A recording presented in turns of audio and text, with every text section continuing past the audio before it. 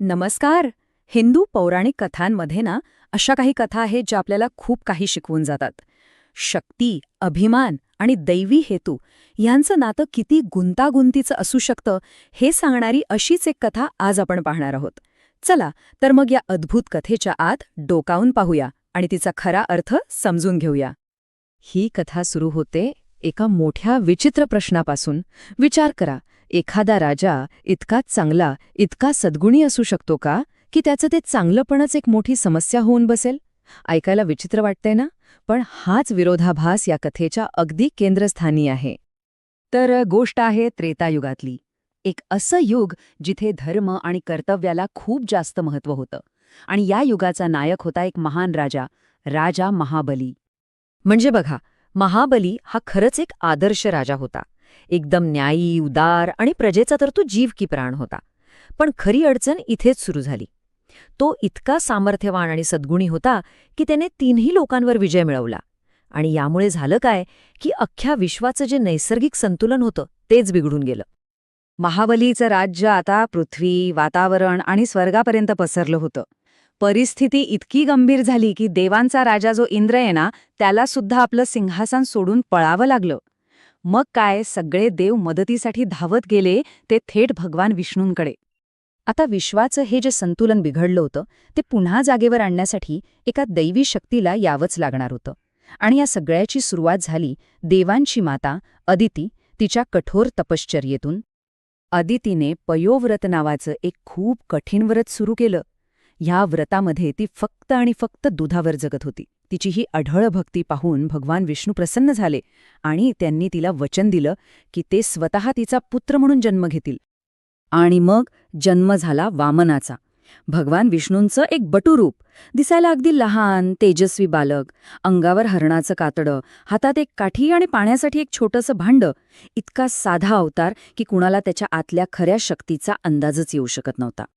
आता दुसरीकडे काय सुरू होतं तर कथा आपल्याला घेऊन जाते महाबलीच्या दरबारात. त्यावेळी राजा आपल्या सामर्थ्याचे आणि उदारतेच्या अगदी शिखरावर होता.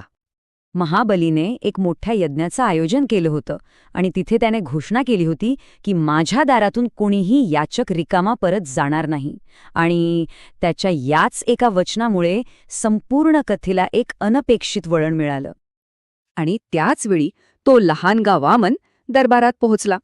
त्याने राजाकडे एक अगदी छोटीशी मागणी केली. त्याची ही मागणी ऐकून तर अख्खा दरबार आश्चर्याने एकमेकांकडे बघू लागला. महाबलीला वाटलं, एवढीशी काय मागणी करतोय हा? त्याने त्याला अजून काहीतरी मोठं मागण्यास सांगितलं. तेव्हा वामनानं जे उत्तर दिलं ना, त्यातून त्याच्या त्या लहानशा रूपात किती मोठं ज्ञान दडलंय हे सगळ्यांना कळून चुकलं. आणि इथून सुरू झाला खरा संघर्ष. महाबलीचे गुरु होते शुक्राचार्य. त्यांनी त्या बटूचं खरं रूप ओळखलं. त्यांना कळलं की हा दुसरा तिसरा कोणी नसून स्वतः भगवान विष्णू आहेत. त्यांनी राजाला ते दान देण्यापासून थांबवण्यासाठी खूप प्रयत्न केले, पण महाबली आपल्या शब्दाचा पक्का होता. तो मागे हटायला तयारच नव्हता. ह्या एका वाक्यातून महाबलीची आपल्या वचनावरची निष्ठा दिसून येते. समोर धोका स्पष्ट दिसत होता, तरीही त्याने आपला धर्म आणि दिलेलं वचन पाळण्याचाच निर्णय घेतला. आणि मग तो क्षण अखेर आलाच. ज्या क्षणी महाबलीने दान देण्याचं वचन पूर्ण केलं, त्या क्षणी त्या लहानशा मागणीमागचं वैश्विक सत्य सगळ्यांसमोर आलं. महाबलीने दान संकल्प सोडताच त्या लहानग्या वामनाचं रूप बदलू लागलं. तो क्षणभर थांबला आणि मग त्याचा आकार इतक्या प्रचंड वेगाने वाढू लागला की संपूर्ण दरबार नुसतं डोळे विस्फारून बघतच राहिला. वामनाचं रूपांतर झालं त्रिविक्रम नावाच्या विराट रूपात. त्याचं शरीर इतकं विशाल की त्याने सगळ्या दिशा व्यापून टाकल्या. हे जे दृश्य होतं ना, ते आपल्या कल्पनेच्या खूप पलीकडचं होतं. मग काय, त्याने पहिलं पाऊल टाकलं आणि त्यात संपूर्ण पृथ्वी सामावून गेली.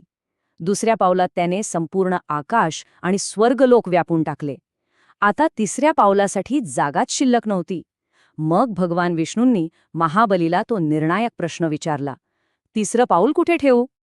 आता कथा अशा एका टप्प्यावर येते जिथे महाबलीच्या खऱ्या मोठेपणाची परीक्षा होणार होती. ही परीक्षा होती त्याच्या शरणागतीची. त्या क्षणी महाबलीला सगळं काही कळून चुकलं. त्याला हा दैवी हेतू समजला. त्यांनी आपला सगळा अहंकार, सगळा अभिमान बाजूला ठेवला आणि स्वतःला पूर्णपणे समर्पित केलं. ही होती त्याच्या निस्वार्थ भक्तीची सर्वोच्च पातळी. आणि ही काही शिक्षा नव्हती नाही, तर त्याच्या त्या महान भक्तीचा सन्मान होता. भगवान विष्णू त्याच्या विनम्रतेने इतके प्रभावित झाले की त्यांनी महाबलीला सुतल नावाच्या लोकाचं राज्य दिलं, जे स्वर्गापेक्षाही जास्त समृद्ध होतं असं म्हणतात. ही प्राचीन कथा आजही जिवंत आहे बरं का. विशेषतः केरळ राज्यात ओणम नावाचा जो सण साजरा होतो तो याच राजा महाबलीच्या भेटीच्या स्मरणार्थ साजरा केला जातो. हे त्याला विष्णूंनी दिलेलं एक वरदानच होतं. तर मग या पूर्ण कथेतून आपण काय शिकायचं? यातून हेच कळतं की खरी महानता सत्ता किंवा शक्तीमध्ये नाही, तर विनम्रतेमध्ये आहे. आणि आपला अहंकार, मग तो चांगल्या कामांमधून आलेला का असेना, तोच आपल्या प्रगतीतला सगळ्यात मोठा अडथळा ठरू शकतो. त्यामुळे ही कथा फक्त एका राजाच्या पराभवाची नाहीये. तिचा खरा अर्थ त्यापेक्षा खूप खूप खोल आहे. ही कथा विजयाची नाही, तर परिवर्तनाची आहे. ही कथा आपल्याला शिकवते की अहंकाराचं रूपांतर भक्तीमध्ये कसं करायचं. महाबली हरला नाही, उलट त्याने स्वतःला समर्पित करून अमरत्व मिळवलं. आणि हाच या कथेचा खरा आणि कायम टिकणारा संदेश आहे की सर्वोच्च त्यागच आपल्याला सर्वोच्च विजय मिळवून देतो.